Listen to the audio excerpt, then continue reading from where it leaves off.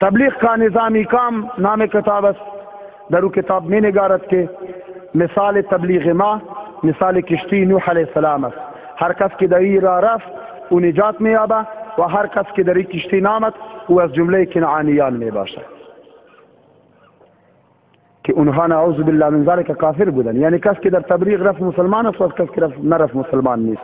این عقیده فاسد است، غیر درست است. بدون کسی را کافر خواندن خود کفر لازم میکنه. رسول الله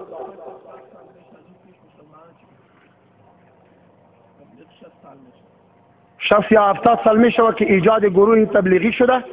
قبل از اینکه مسلمانان بستره به پشت نکردن و در بدر نگشتن آنها مسلمان نبودن. نعوذ بالله من ذلک. در این قسمت سخنران قندوزی ما برادر محترم مفتی نعمان مدعی که کتابی هست به نام تبلیغ کا نظامی کا کام، اگه من اسم اردوی اونا درست گرفته باشم، و ظاهرا اینطور که این بزرگوار میگن در این کتاب آمده که علمای جماعت تبلیغ چنین نوشتن که مثال تبلیغ ما مثال کشتی نوح هست. کسی که در این بیاد نجات پیدا میکنه و نعوذ بالله اگر کسی در این راه داخل نشه اینا از جمله کنعانیان هستند و نعوذ بالله کافر هستند. حقیقت من دنبال این کتاب گشتم، دوستان دیگر را سپردم بلکه این کتاب را پیدا بکنن، متاسفانه برای من پیدا نشد. در مورد این گفته این بزرگوار هیچ جماعت تبلیغی و هیچ فردی از علمای جماعت تبلیغ همچین چیز را نمی نویسه و چنین ادعای داره. حتی در خود همین منطقه خود ما اگر کسی چنین مثالی را فقط مثال بزنه که مثال تبلیغ، مثال جماعت تبلیغ، مثال کشتی نوح هست، اونا باز میدن. آقا میگن که شما همچین مثالی نزن چون اون طرفش کنعانیان هستن و نعوذ بالله جزو کفار قرار دارن. میگن که شما این مثال را نزنید. بعضا عوام از جای شنیدن این مثال را میزنن. لذا گفته این بزرگوار از طریقه جماعت تبلیغ بدور است. این کتاب فضائل اعمال هست، دست بنده در صفحه 772. شاید یک فردی از علمای جماعت تبلیغ حرفی گفته باشه. حالا من نمیدونم آیا نوشته گفته ای که این بزرگوار از این کتاب بیان میکنه آیا واقعیت داره، آیا واقعا سندیت داره، یا مثل گفته های دیگری چون هیچ سندی نداره همینطور 2 تا 4 تا 2 4 تا 8 تا بالا دیگه سوار کردن یک نتیجه خودشون گرفتن. جمله اول گفته میشه بعضا تبلیغ ما مثال کشتی نوح هست، اما جمله دوم محال کسی بگه. حالا اگه فردی بیاد بگه و گفته هم باشه این در مرام جماعت تبلیغی همچین چیزی وجود نداره. کسی نوشته اشتباه کرده نوشته، مثل امام صاحب که اشتباه میکنه ولی لازم نیست که ما بگیم امام صاحب قرآن را عوض کرده یا نماز را عوض کرده.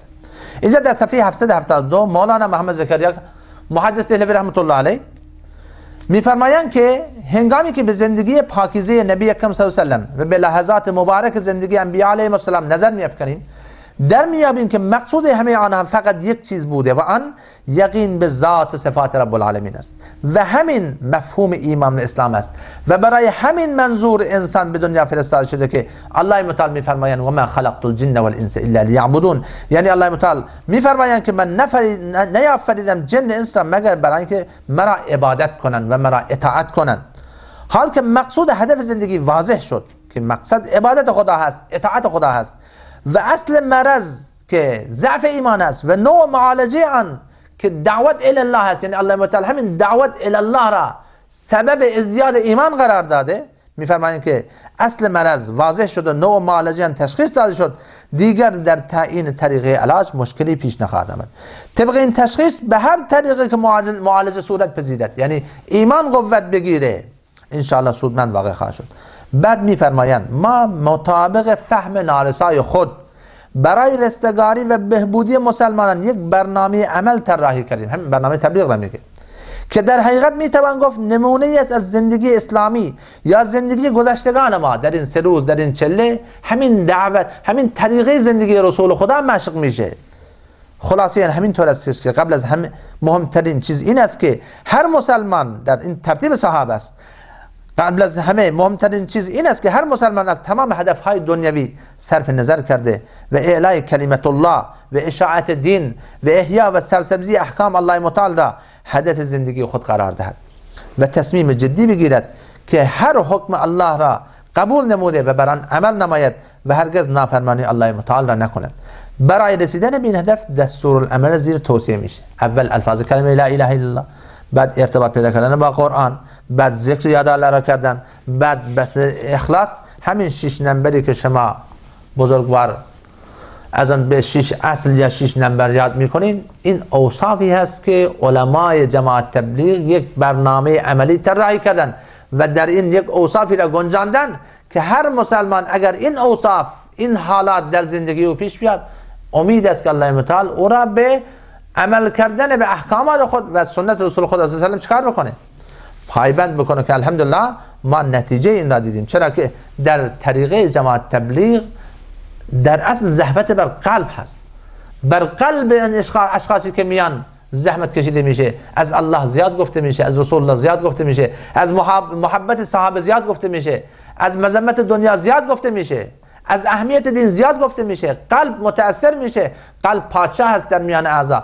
تمام اعضا هم متاثر میشن. وقتی که قوت ایمانی برای مسلمان به دست بیاد، دیگر عمل کردن به دین بسیار کار ساده ای است. به قسمتی دیگر از سخنان این بزرگوار با هم دیگه گوش میکنیم.